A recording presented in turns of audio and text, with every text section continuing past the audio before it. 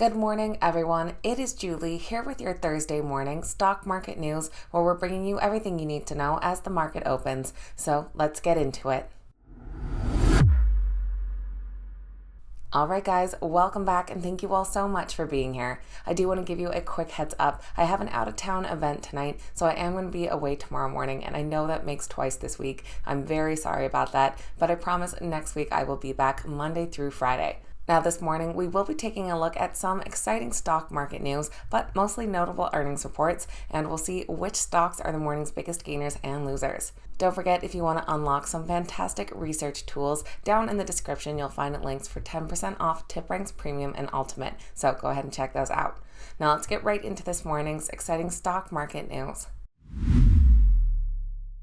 U.S. stock futures are currently mixed this morning. Right now, Dow futures are down 0.34%, S&P 500 futures down 0.12%, while NASDAQ futures are in the green, 0.07%. Immunity Bio is crashing this morning, currently down about 55% after they got a snub from the FDA on their cancer therapy. The FDA rejected a marketing application for their product candidate Anktiva as a combination therapy for a type of bladder cancer. Immunity Bio noted that the letter indicates that they've determined it cannot approve the BLA in its present form, and the FDA has made recommendations to address the issues raised. The Immunity Bio stock does not have any current analyst ratings. Robinhood announced that they plan on becoming the first brokerage to offer overnight trading. Their new round-the-clock trading service will be called Robinhood 24-Hour Market, and the new feature will be gradually made available to all customers in June. This 24-hour market will allow customers to trade shares of 43 of the most traded ETFs and individual stocks, including names like Tesla, Amazon, and Apple. These stocks will be available from trading from 8 p.m. Eastern on Sunday to 8 p.m. Eastern on Friday.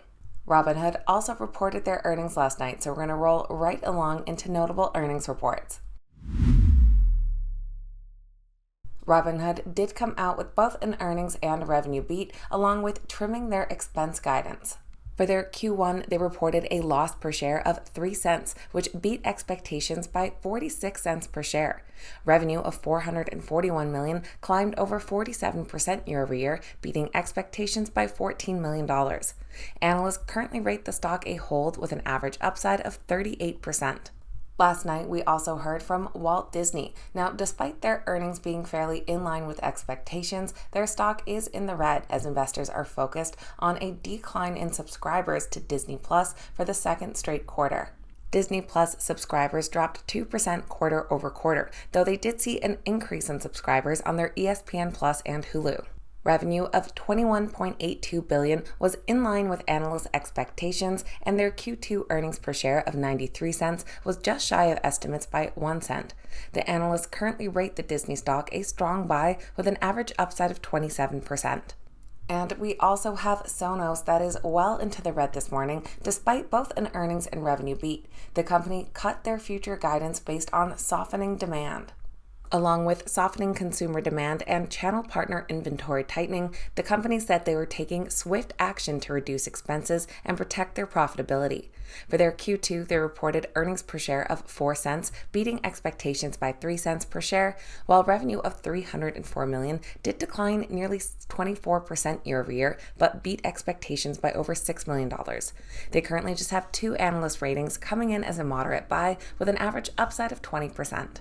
Moving to the pre-market this morning, we've heard from Fiverr. Their stock is in the green after an earnings and revenue beat, plus an update to their future guidance. They reported Q1 earnings per share of 39 cents, beating expectations by 15 cents per share, and revenue of $88 million, beating estimates by $300,000. Revenue outlook for the second quarter and full year was in line with expectations. Their stock is currently rated a moderate buy with an average upside of 73%. And following strong organic sales growth, Krispy Kreme also came out with both an earnings and revenue beat. Their CEO commented that they also achieved their best ever quarter of e-commerce revenue. For Q1, they reported earnings per share of 9 cents, coming in 2 cents ahead of estimates, and revenue of $418.95 million, beat expectations by nearly $17 million and grew over 12% year over year. Their stock is currently rated a moderate buy with an average upside of over 7%. And one more earnings and revenue beat this morning comes from Chinese e-commerce company JD.com. For their Q1 earnings per ADS, they had 69 cents per share, beating expectations by 19 cents, and revenue of $35.4 billion, beat by $560 million. Analysts currently rate the JD stock a strong buy with an average upside of 75%. Things do start to quiet down for earnings in the after hours today, and tomorrow being extremely quiet, so at least we're not missing too much with me being gone. Now let's take a look at which stocks are the morning's biggest gainers and losers. Our biggest gainers this morning are led by AppLovin following their solid Q1 earnings report. Trading under the ticker APP, their stock is up 16.4%. They're followed by Tapestry under TPR up 11.3% and Fluence Energy under FLNC up 10.7%. And our biggest losers are led by Immunity Bio following their FDA snub. Trading under the ticker IBRX, they're currently down 57%. They're followed by Sonos under SONO down over 22% and Bloom Energy under BE down just over 9%. So that is going to be everything for Wednesday morning's stock market news, getting you up to speed with what you need to know as the market opens. If you made it to the end of today's video, make sure you hit that thumbs up button and say good morning in the comments. I always love hearing from you guys. Thanks so much for watching. I hope you have a fantastic weekend, and I'll see you back here on Monday.